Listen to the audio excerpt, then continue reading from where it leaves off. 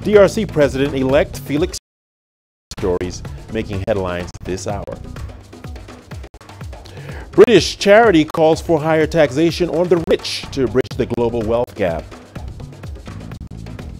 And why the allure of vintage cars remains strong in South Africa. Welcome. We start the bulletin in Mali, where an attack by extremists killed 10 UN peacekeepers on Sunday in the north of the country. An al-Qaeda-linked Islamist group has claimed responsibility for the attack, which mainly targeted troops from Chad. The Nusrat al-Islam wal Muslimin group said in a statement that the attack was in response to Chadian President Idris Déby's revival of diplomatic relations with Israel. The United Nations said peacekeepers had thwarted the attack near Al-Gulhok, but 10 died and at least 25 were wounded in the process. UN peacekeepers and French forces are stationed in northern Mali to combat well-armed jihadist groups seen as threatening security across Africa's Sahel region. According to locals, the attack happened early on Sunday at the Agulhok base, 200 kilometers north of Kidal and towards the border with Algeria. Residents said that the attackers came in motorcycles and cars. The United Nations has in the meantime condemned the attack, which also injured 19 people. The attack comes barely a week after the UN Assistant Secretary General for Political and Peace-Building Affairs, Bintou Keita, warned that the security situation in Mali remained of grave concern. As I witnessed during my visit to Gao and Mopti, the security situation remains of grave concern and a major challenge to the implementation of the peace agreement. Asymmetric attacks continue to target peacekeepers, national and international forces, and increasingly civilians. An attack at the same base last April killed 2 peacekeepers and left several others wounded. More than 13,000 peacekeepers are deployed in Mali as part of a UN mission that was established after Islamist militias seized northern Mali in 2012.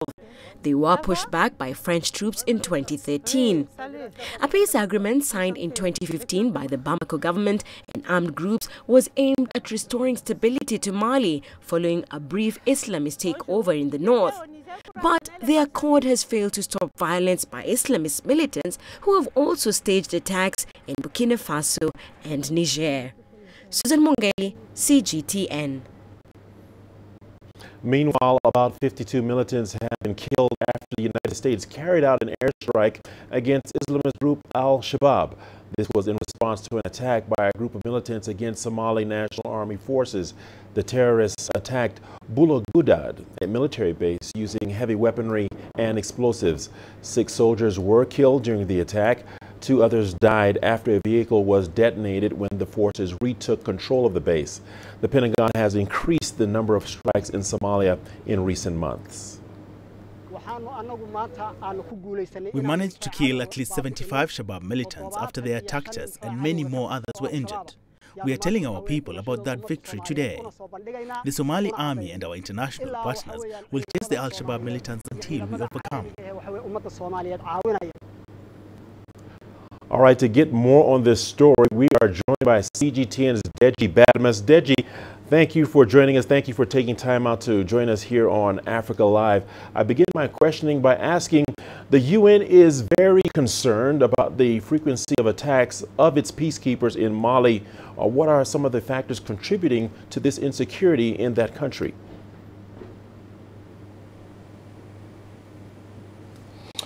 Well, Richard, what Mali is actually suffering from is, you know, the situation in the entire Sahel region. When you look at the G5 Sahel and what is going on there, the activities of militants like the Al-Qaeda and the Islamic Maghreb. And then you have ISIL as well, increasing its activities in that region. So Mali is definitely suffering from all of that. Now, apart from these 2 major Islamic militant groups, you have quite a number of smaller groups too. Some are just criminal in nature, who are carrying out frequent attacks in the region. And of course, Mali is bearing the brunt of some of those attacks. So it's basically what is causing the frequency of these attacks. We're beginning to see the increasing influence of militants in that region. They're trying to, spread their influence, not just in Mali, but across the region. I mean, we've seen attacks in places like Burkina Faso, for instance. We've seen attacks in Niger. And it's one of the reasons why, the countries in the Sahel region decided to set up the G5 Sahel Joint Task Force now sometime in 2017. But unfortunately, the force, of course, has been able to carry out some successful operations, but the lack of funding is actually preventing it from, becoming more effective than it is at the moment. So it's really unfortunate for Mali. And when you add to the fact that Mali is not politically stable, the military there too is undergoing some form of transformation, then you get a clearer picture why the country has become very susceptible to militant attacks, despite the fact that you still have the presence of French forces, especially in the north of the country. All right, Deji, thank you for that insight. Also, the larger west part of West Africa is also facing dangers of deadly attacks by extremists.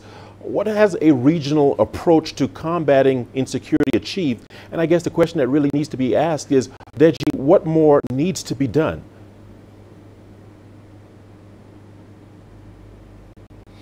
Well, first, Richard, is that, we've seen some regional, joint task forces have been set up. In the case of the Sahel region, I did talk about the G5, the Sahel G5 Joint Task Force. Move closer down to Nigeria, you have the multinational joint task force, and in most of these forces that have been set up, you have the militaries of not just the Sahel region, but of course the Lake Chad Basin region, joining forces now. I would say the biggest challenge they've had, and that's one thing that needs to be addressed, and addressed very quickly. Funding is a very big challenge. Let's take the G5.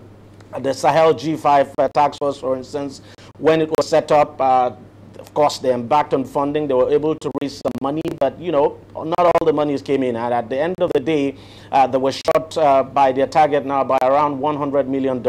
In the case of the MNJTF, with the exception of Nigeria, the other member groups of the MNJTF have not, I would say in terms of funding now, they've actually not lived up to billings.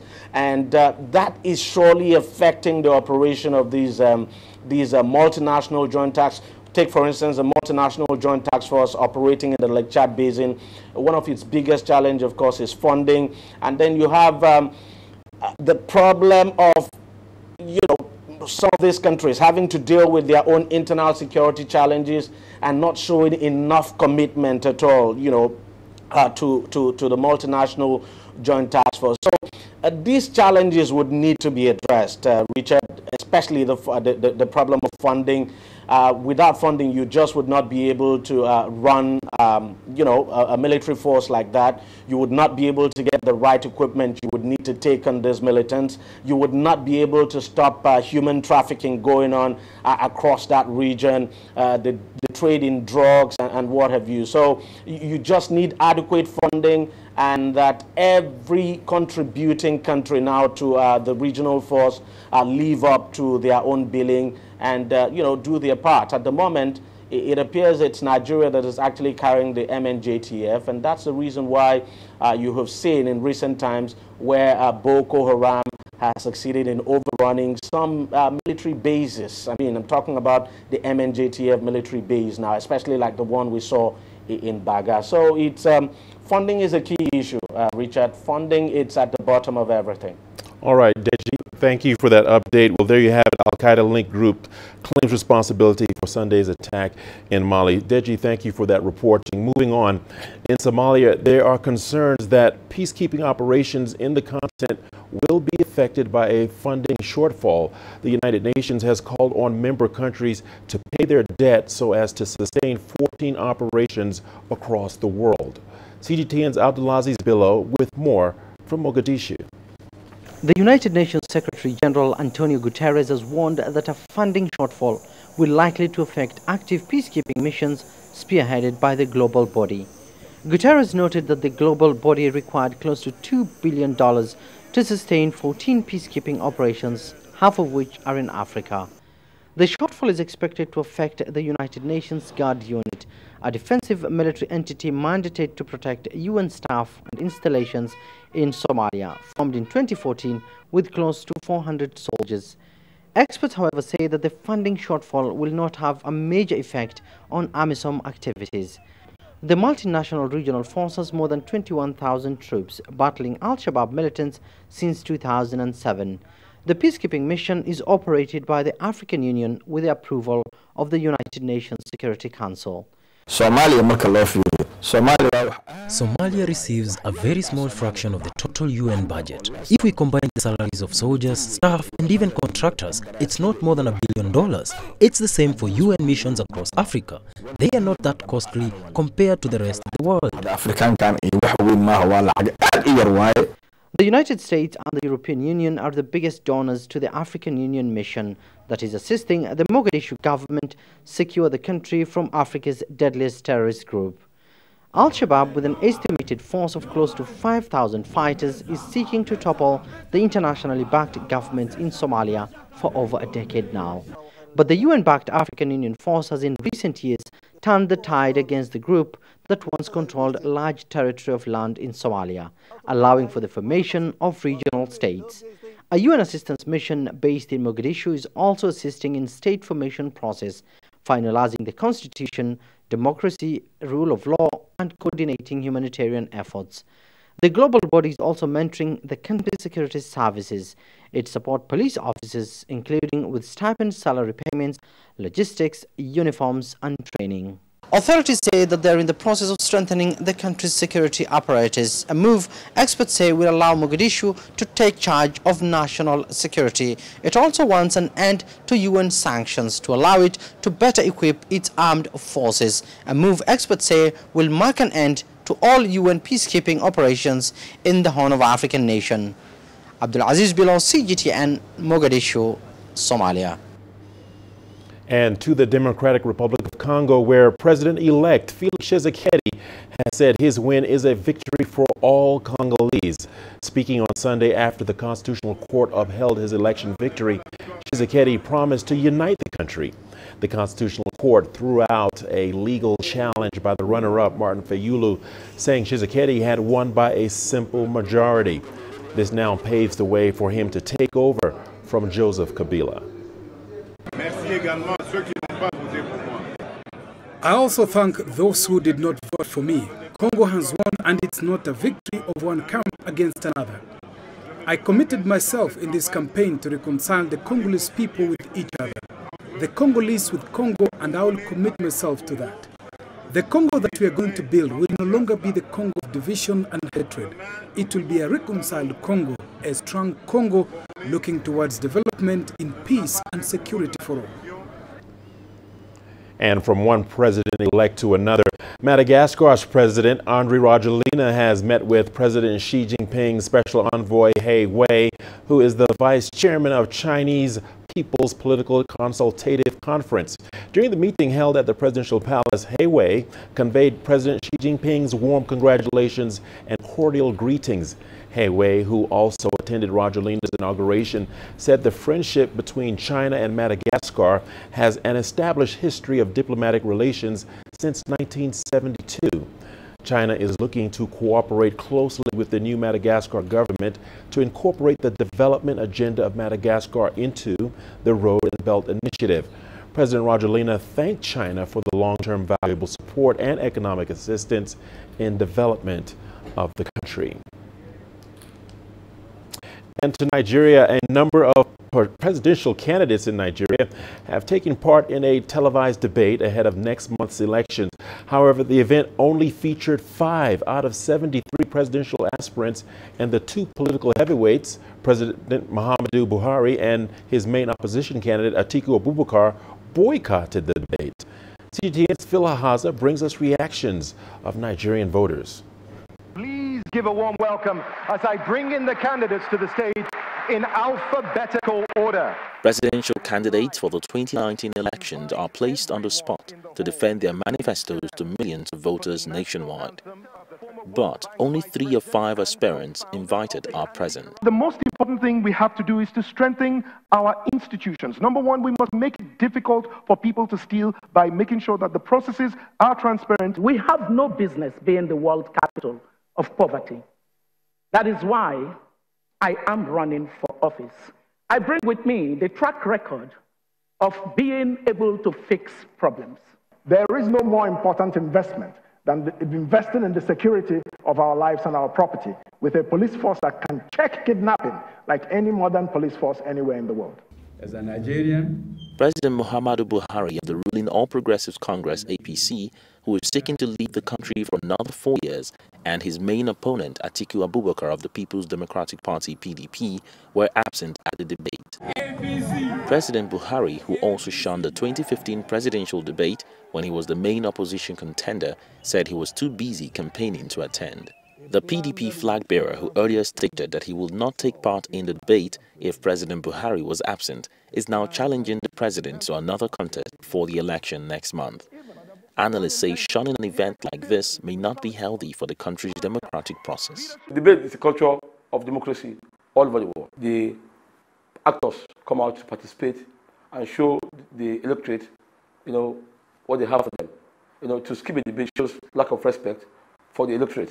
I think what should be done by the lawmakers, the lawmakers need to be fair in this whole process. There should be law that debates are compulsory. That's what will solve the problems in the future. However, many Nigerians say their choices are not influenced by debates. I will surely come and vote. The debate doesn't really concern me because I've seen both parties' manifesto, so I've decided on whom I'm going to vote. I'm not disappointed that the main candidate did not did not participate in the debate last night.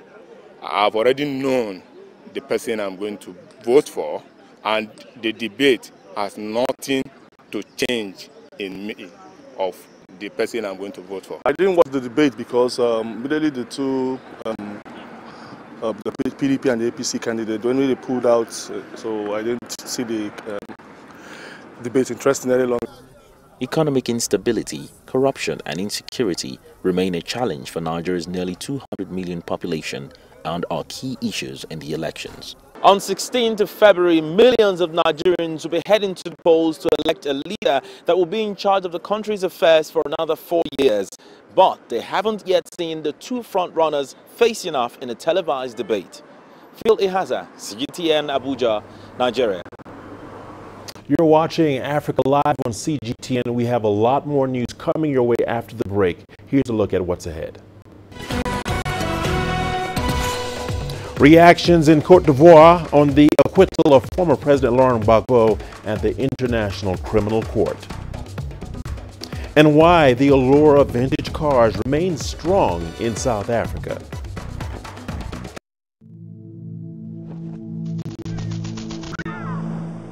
How will your world change today? What happens here? What happens there? Or what you make happen for yourself?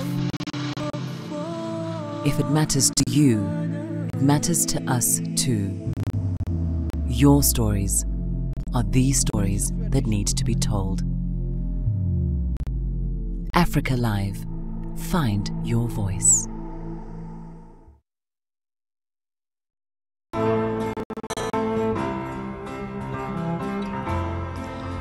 My home country lies at the foot of Africa, the southernmost tip of our beautiful continent, and the unique point at which two great oceans meet. Now, on a clear day in Cape Town, you can just make out Robben Island, the place where Nelson Mandela was jailed for so long. South Africa has changed so much in the years since then, but it is this country's history that shaped me and took me into reporting. I'm inspired by Africa's men and women of courage. It's the everyday hero who brings out my passion. The creatives, the decision makers, the risk takers who are shaping a bright African future. I see them in Cape Town. I see them in the pulsating city of Johannesburg. I see them across the continent, and I know our time has come. CGTN is a platform where African voices can speak for themselves and take their stories to the world. My name is Lindy Mtongana, and I'm a news anchor and reporter for CGTN.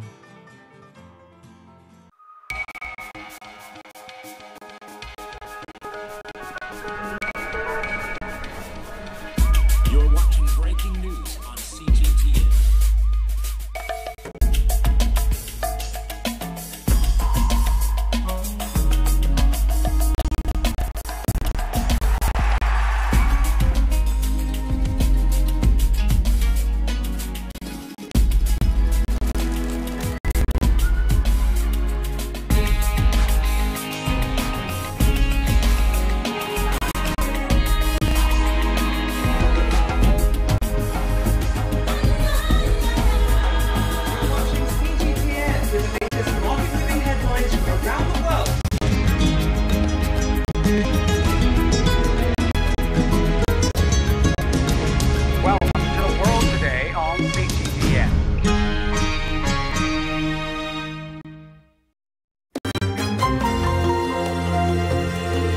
Africa Live. Find your voice.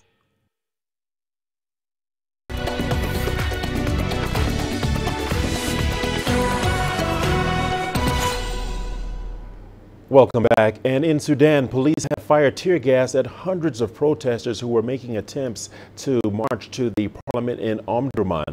The protesters had planned to submit a memorandum to lawmakers calling for President Omar al-Bashir's resignation, but were quickly dispersed. After failing to gain access, the demonstrators were being led by the Sudanese Professionals Association. They held rallies concurrently in different neighborhoods.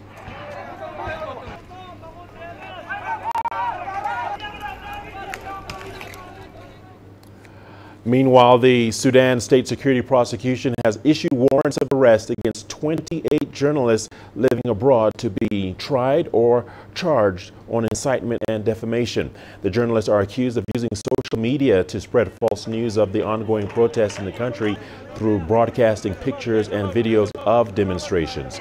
The move by the Sudanese government has, however, elicited strong criticism from the local media fraternity. And to South Africa now, and South Africa's Home Affairs Minister Siyabonga Lele says South Africa is constantly monitoring the situation in neighboring Zimbabwe.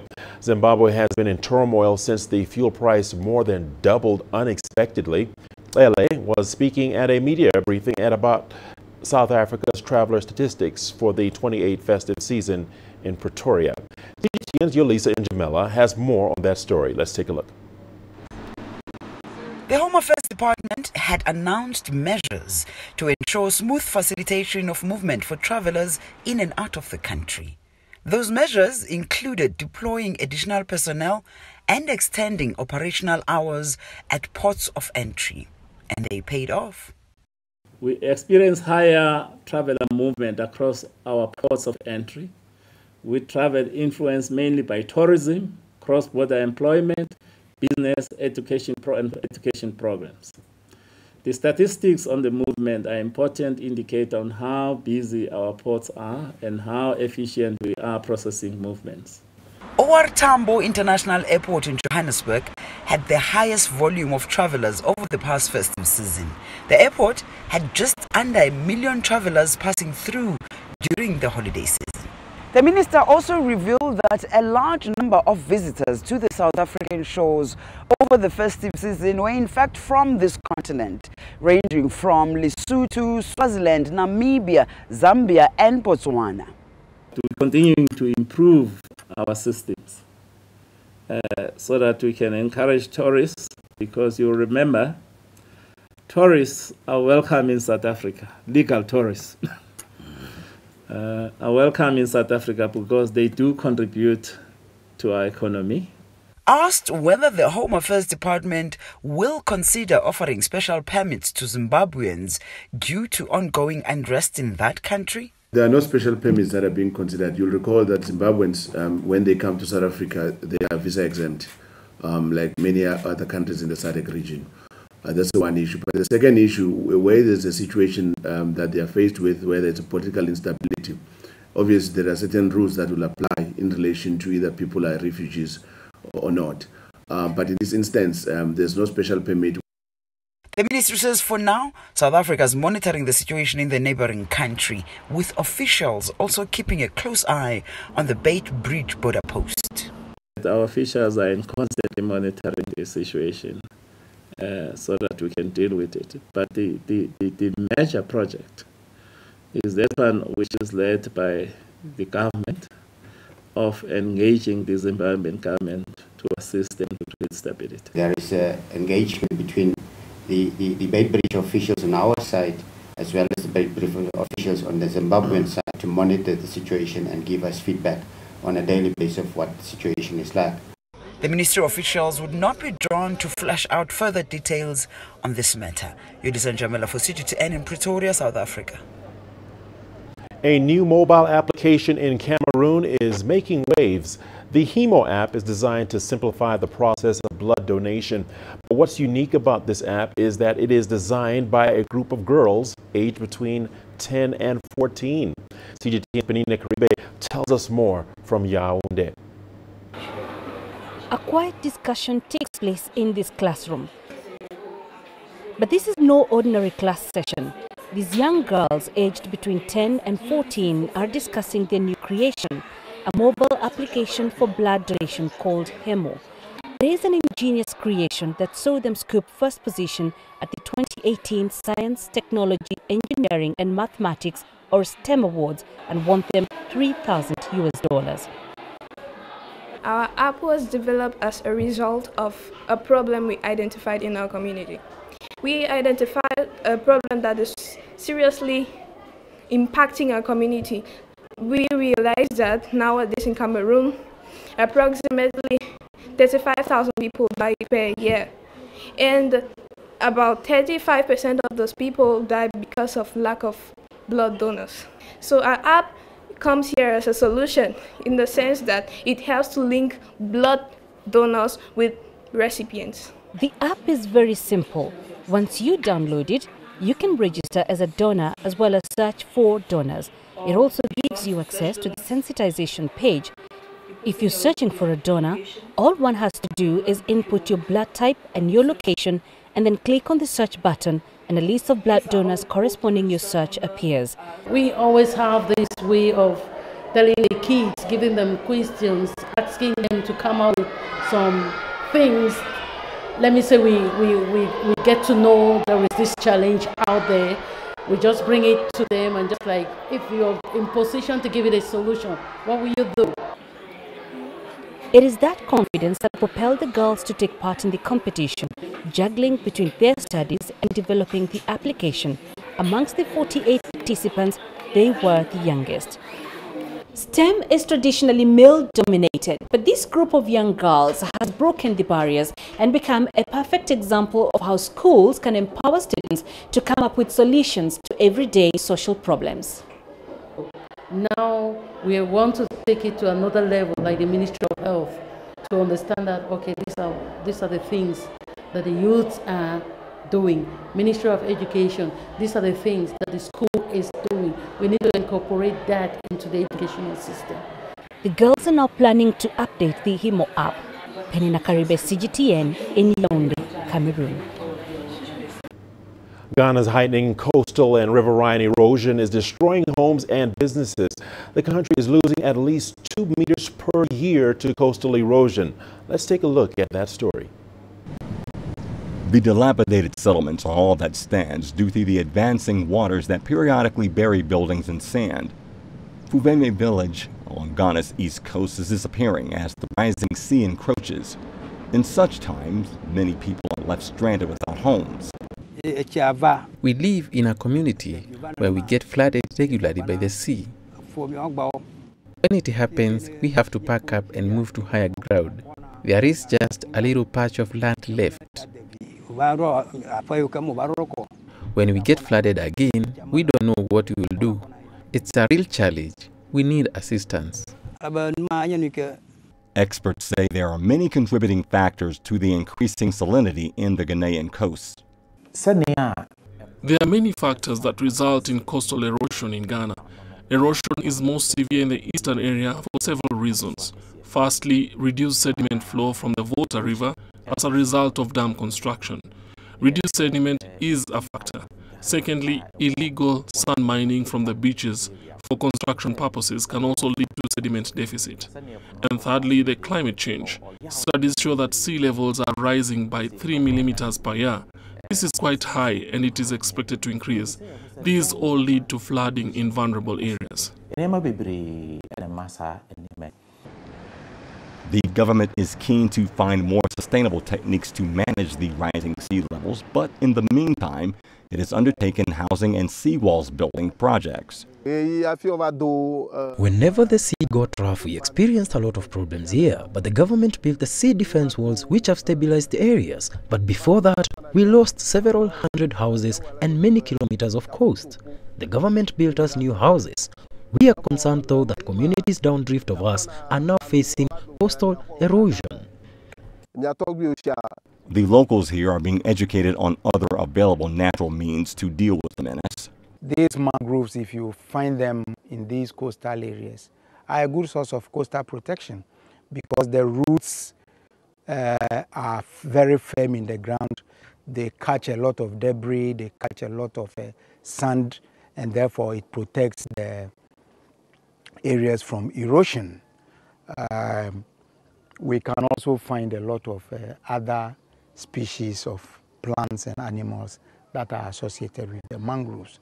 Some serve as food, some could be used for commercial. If you look around here, you see a lot of periwinkles. In some communities, this is big business.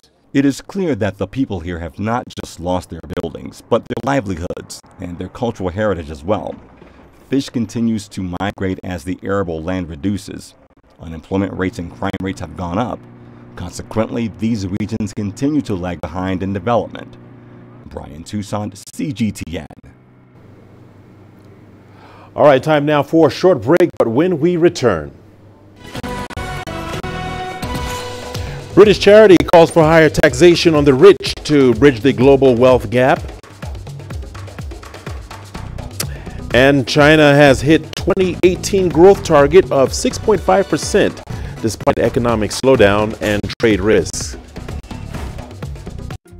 Africa is the nexus of enterprise, and global business will tell you why it matters. From the mega investment projects to multi-billion-dollar mergers and acquisitions. Africa today collects, just in terms of revenues from taxes alone, $545 billion a year. If you take 10% of that and you devote it to the energy sector, problem solved. All this on Global Business, weekdays at this time on CGTN.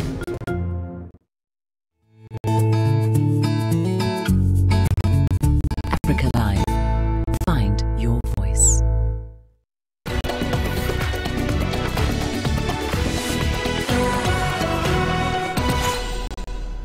Welcome back. British charity Oxfam is asking governments to hike tax rates for corporations and the world's richest to tackle the growing global wealth gap. Now, recent data from the aid agency revealed that billionaire fortunes rose by $2.5 billion per day in 2018, recording an increase of 12% for the year. As the fortunes of the rich grew, the half of the world's poorest saw their wealth decline by about 11%. This report, titled Public Good or Private Wealth, comes as delegates gather to discuss challenges of the global economic structure at the World Economic Forum in Davos, Switzerland.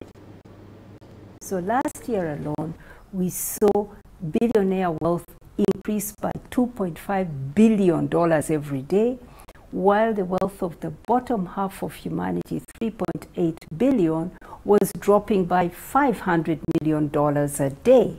This is a trend. It just doesn't happen just once. So we're seeing some progress, but not enough. So we're here in Davos, I'm here in Davos, to call on governments to wake up and take up their responsibility and tax fairly, tax well, and put money in the public services that people need.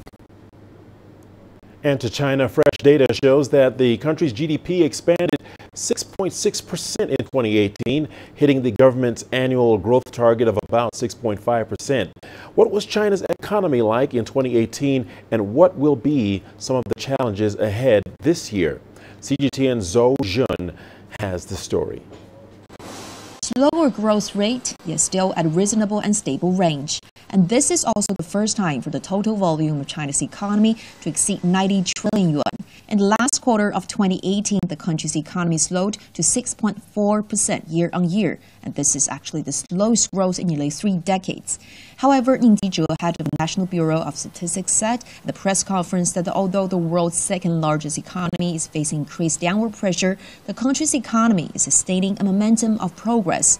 And despite the ongoing trade tension with the United States, China's trade volumes remains on the upswing in 2018. Exports were up over 7%, and imports rose nearly 13%. Trade volume set a new record by topping 30 trillion yuan for the first time. The total imports and exports achieved the set goal of stable and positive development with increased volume and optimized structure. With consumer spending driving over 75% of the nation's GDP growth, Ning says the role of consumption will be further enhanced in 2019. CGTN. Throughout 2018, consumption growth was stable, but there are worries about downgraded consumption.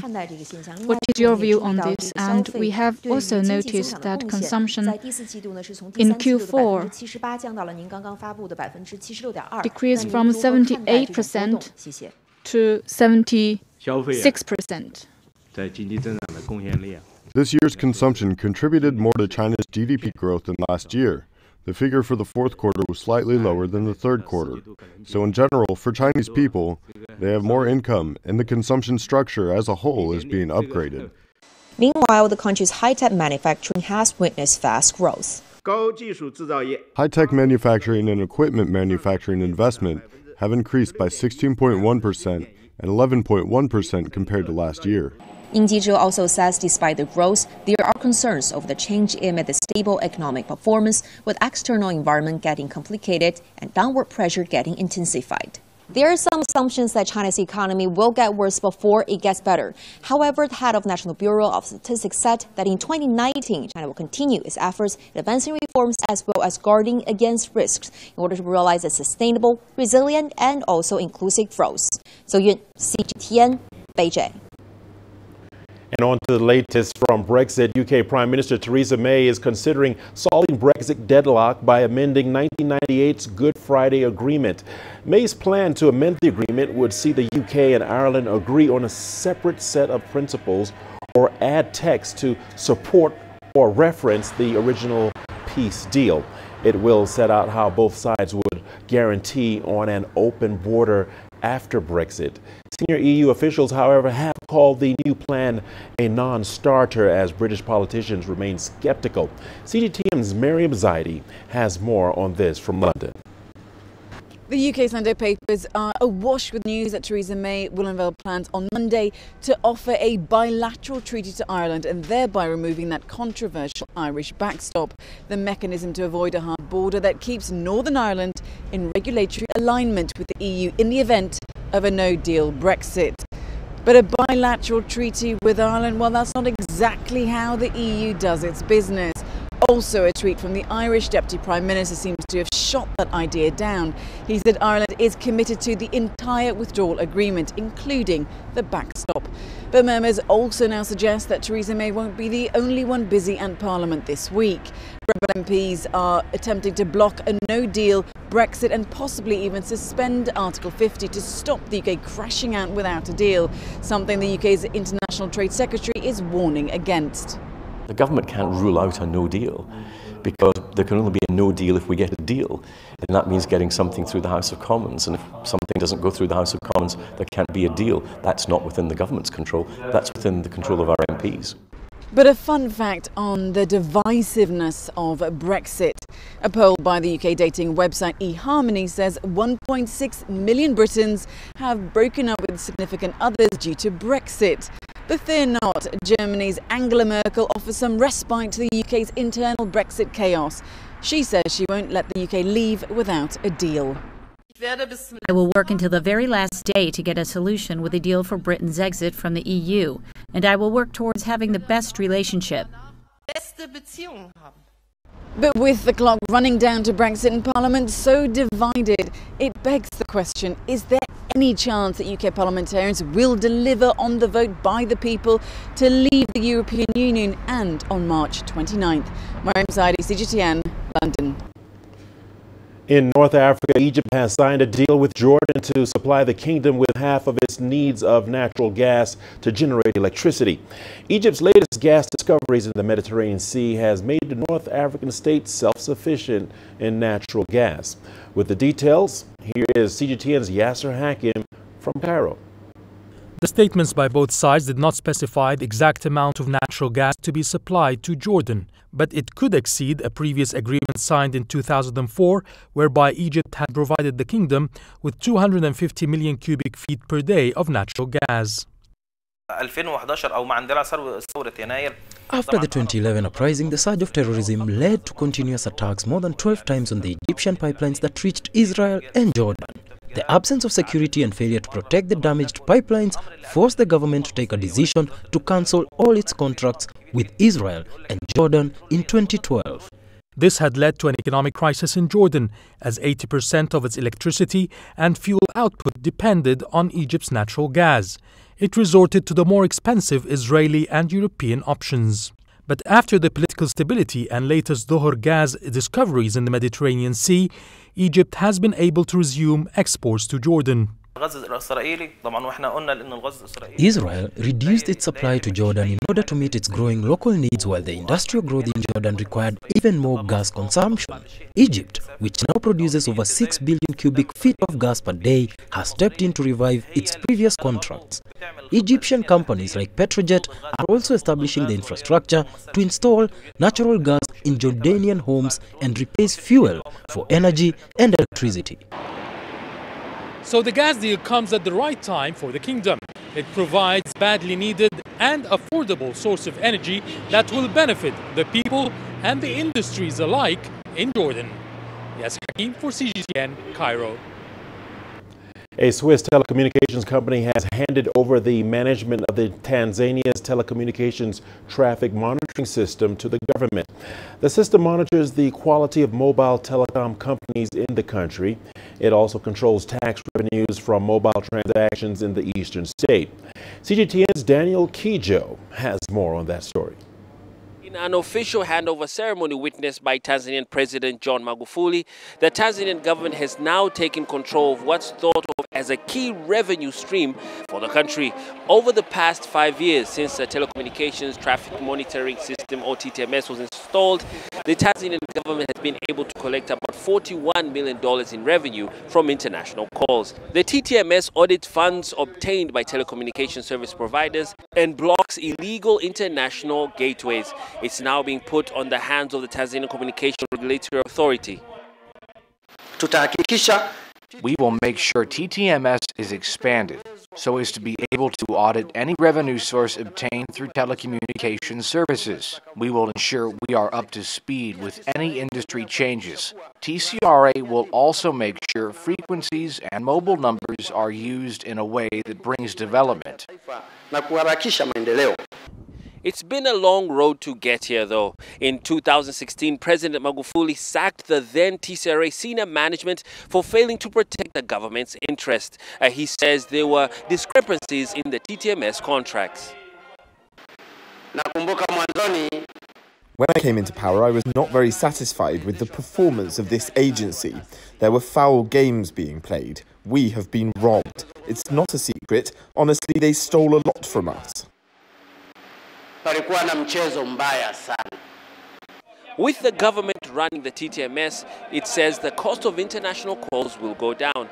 And for some 22 million active phone users in the country who are increasingly reliant on mobile phones, the government believes that the need for this robust monitoring system is essential. Daniel Kijo, CGTN, Dar es Salaam, Tanzania. And Lafarge, a French multinational, is planning to acquire Kenya's East Africa's Portland Cement Company. The firm already holds 41.7% in the company. It is in talks to purchase the remaining stake from the government and other shareholders. The cement maker are in dire financial distress at the moment. They need about $146 million lifeline to operate at the bare minimum. The company's current liabilities exceeded its assets by $59 million from $41.3 million in 2017. All right, time now for a short break. When we return, and why the allure of vintage cars remains strong in South Africa. The greatest journeys,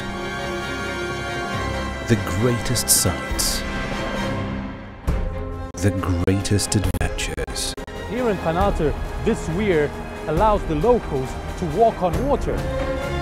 We're far more than just TV news. We're your passport to the wonders of Africa. To bring you stories of struggle, survival and hope.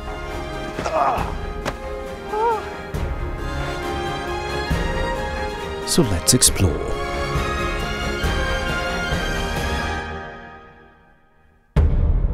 CGTN. See the difference.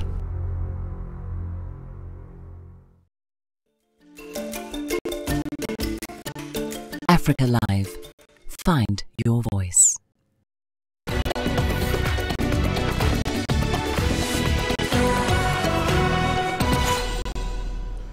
Welcome back. In South Africa, classic car enthusiasts gathered in Materfontein, Gauteng province to showcase an astonishing array of vintage cars. Cars range from those built from 1910 to later classics dating up to 1985. CGTN's Yolisa Njamela has more on that story. It's quite a colorful spectacle. Vintage, old-timers, customized and other special cars are showcased here at the Piston Ring Club in Materfontein. The monthly gathering boasts some of the world's most sought-after collectors' cars. You name it, and you'll most likely find your favorite classic car here. Classic or vintage cars are a real work of art, from the rarity of the cars, their performance, their originality, and their sheer beauty. Each month, previously undiscovered classics emerge from lockups from around the province and head for this motoring celebration. It's open to classic, all cars manufactured before 20 years and older, so before 99. And it doesn't matter, it's actually not only cars, it's all transport-related equipment, so anything with wheels. For old car enthusiasts, this is a place to be at every month. The Piston Ring pretty much makes provision for anybody that's got a classic. There's not too many car clubs or how can I say, venues that host an event of this scale where all marks of cars are welcome to join in their own respective club format, or even if you're not part of a club, you're still welcome to come to the grounds and enjoy yourself as such. The Piston Ring is the largest car club of its type in South Africa, with over 800 members. We still get cars that came in 1970 that collectors had then.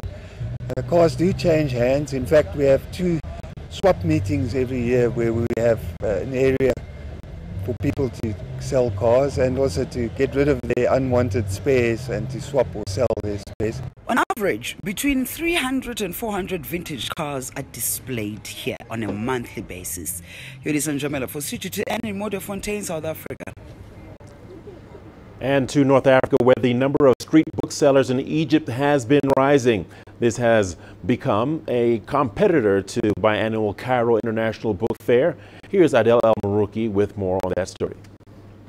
Since he was 8, Harbi Mahassib used to stand here with his father, learning the craft of gathering and selling used books. Al-Azbakiya Books Market dates back to the year 1907.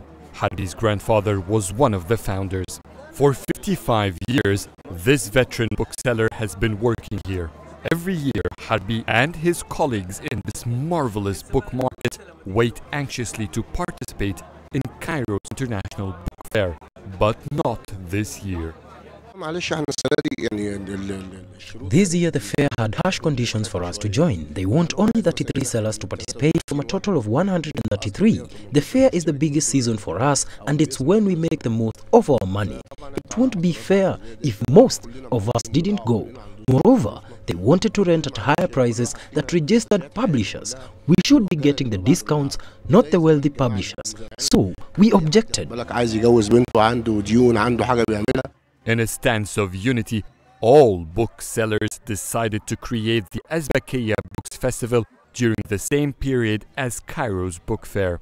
With zero budget, they brought out their pencil markers to make these small posters declaring a unique sales season.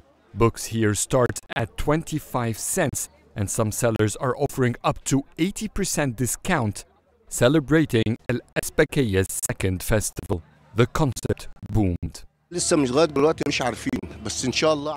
don't know what we will do next.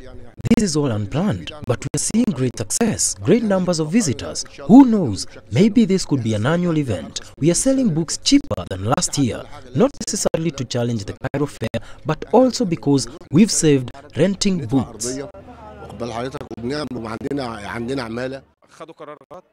The book fair management took the wrong decision, which turned to be in our favor. Our clients used to see us in the fair only. Now they've come here and know our permanent place. Book lovers have been hit hard during the last year. Inflation in Egypt has skyrocketed books' prices. So for bookworms, this is a magical cave full of affordable treasures to those willing to hunt. After the price increase in paper and printing, Azbakeya is still affordable. There are many textbooks that are here in Azbakeya and are never found in the Cairo Book Fair. In the book fair, you only find newly published books. Here, you can find the early editions. Here, you can also find rare books. The festival is great. I come from a faraway rural area, so the new location of the Cairo Fair is far. Here, it's accessible. I've been used to coming here for long. It's more authentic. I love this place. This festival is not the first of its kind. During the 2011 uprising, political instability have cancelled Cairo International Book Fair. To save an important book-selling season, vendors here have created that festival of knowledge.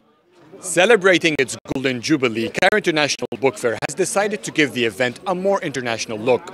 That has made them, in a way, marginalize El Azbakeya, but the 110-years-old market is more authentic and has a traditional taste. So many readers have decided to give it a privilege and help make their festival a great success. Adel Mahroui, CGTN, Cairo.